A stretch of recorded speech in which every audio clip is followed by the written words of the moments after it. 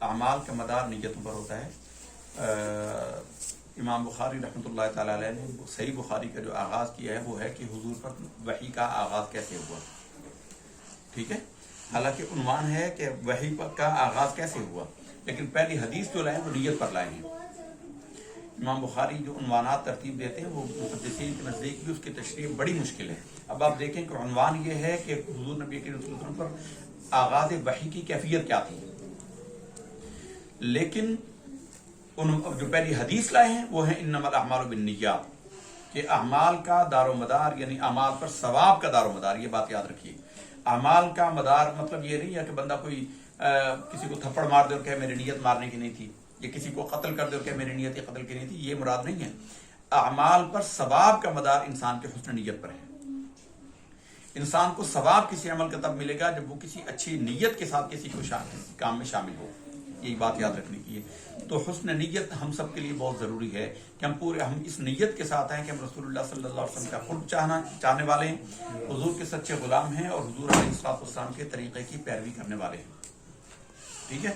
تو سرکار دو عالم صلی اللہ علیہ وسلم کی بڑی طویل حدیث ہے کہ اعمال کا دار و مدار نیتوں پر ہے۔ جس نے ہجرت کی دنیا کے لیے یا کسی عورت سے نکاح کرنے کے لیے، کئی عورتیں شرط رکھ دیتی تھی کہ تو نے اگر کرنا ہے تو میرے ہاں آ کے رہ، میں جیسے یہاں ابھی بھی ہوتا ہے کہ دیہات میں رہیں گے، دیہات میں ہماری بیٹی نہیں رہے گی، آپ کو شہر میں آنا پڑے گا، یہ کیا، تو ترک ہجرت کہتے ہیں ایک جگہ سے چھوڑ کر کسی دوسری جگہ جانا۔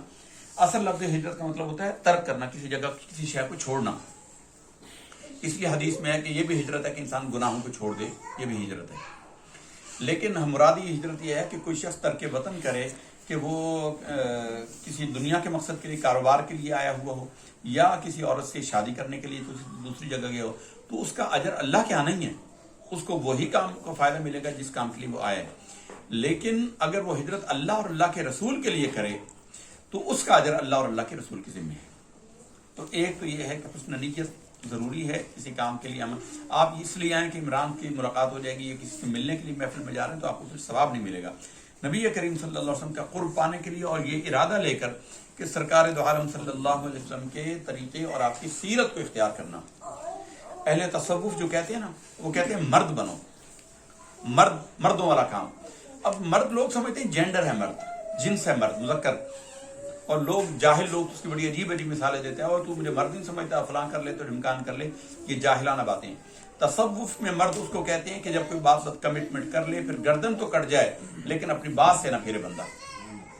تصوف میں مرد کسے کہتے ہیں؟ تصوف میں مرد اس کو کہتے ہیں، یہ ایک حدیث مولا علی کے حوالے سے انشاءاللہ اگلے نشست میں پیش کریں گے، کہ یہ جبہ اس کو دینا جس کو تم مرد پاؤ۔ غوث اعظم رضی اللہ تعالیٰ عنہ نے بھی یہی کہا کہ یہ جبہ اس کو دینا جس کو تم مرد پاؤ۔ خواجہ عثمان ہارونی رحمۃ اللہ تعالیٰ علیہ نے اپنے مرید خواجہ غریب نواز کو جو جبہ دیا، ان کو بھی یہی کہا کہ یہ جبہ اس کو دینا جس کو تم مرد پاؤ۔ مرد کیا ہوتا ہے؟ جس کے اندر مروت ہو، لحاظ۔ مرد کون ہوتا ہے؟ جو کمٹمنٹ کا پکا ہو، جو زبان کرے پھر جو مرضی ہو جائے اسے نہ پھرے۔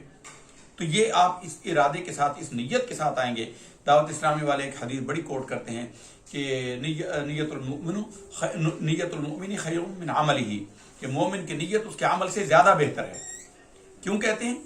اس لیے نیت کا اجر زیادہ ہے کہ نیت کا تعلق انسان کے قلب سے ہے اور عمل کا تعلق انسان کے جسم سے ہے۔ تو اللہ تعالیٰ کے نزدیک انسان کا جو دل اور انسان کی جو روح ہے اس کا درجہ انسان کے جسم سے زیادہ ہے۔ اصل اعتبار دل کا ہے۔ کتنے لوگ جو دنیا میں مسلمان ہیں، قانونی مسلمان ہیں، اللہ تعالیٰ کے ہاں کافر شمار ہوں گے، ان کے دل میں ایمان نہیں ہوگا۔ زبان سے جو لا الہ، دنیا پہ زبان کا اعتبار کیا جائے گا، آخرت میں دل کا اعتبار کیا جائے گا۔ اس لیے عمار بن یاسر رضی اللہ تعالیٰ عنہ کو جب کافروں نے پکڑ لیے اور ان سے کلمات کفر کہلوا لیے، جان بچانے کے لیے انہوں نے کہہ دیے، اور حضور کے پاس آ کر روئے کہ یا رسول اللہ میرے ساتھ یہ ہو گیا، مجھے انہوں نے مجبور کر دیا کہ میں نے کلمات کفر کہہ دیے۔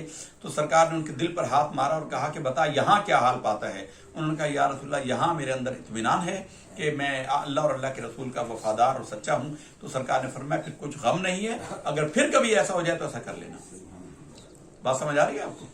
تو حسن نیت کے ساتھ آئیے گا، اچھی نیت کے ساتھ آئیے گا۔ اللہ کیا معاملہ نیتوں کے اعتبار سے۔ دنیا میں انسان کسی مجبوری میں پھنس جاتا ہے، کچھ ایسا ہو جاتا ہے، الٹا سیدھا سے ہو جاتا ہے، اچھی نیت کے ساتھ آئیے گا۔ نیت المؤمن خیر من عملہ، نیت مومن کی اس کے عمل سے بہتر ہے، کہ اجر جو ہے وہ دل کے ارادے پر مرتب ہوتا ہے۔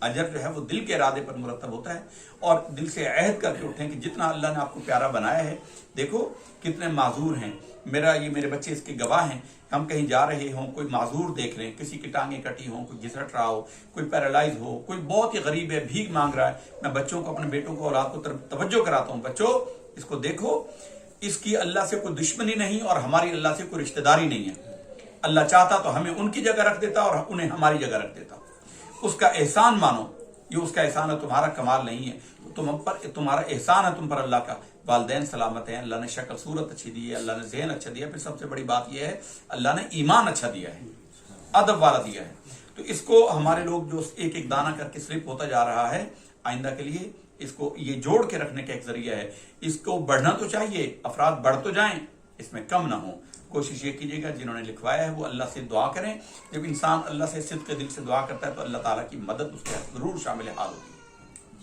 ان اللہ لا ينظر الى صورکم واموالکم ولکن ينظر الى قلوبکم واعمالکم، اللہ تمہارے مال و دولت اور تمہاری شکلوں کو نہیں دیکھتا، تمہارے دل کو دیکھتا ہے، اور تمہارے پھر دل کے نتیجے میں جو تم کام کرتے ہو پھر اللہ اس کو دیکھتا ہے۔ اللہ سے دعا ہے کہ ہمیں عمل کی توفیق عطا فرمائے، وما علینا الا البلاغ۔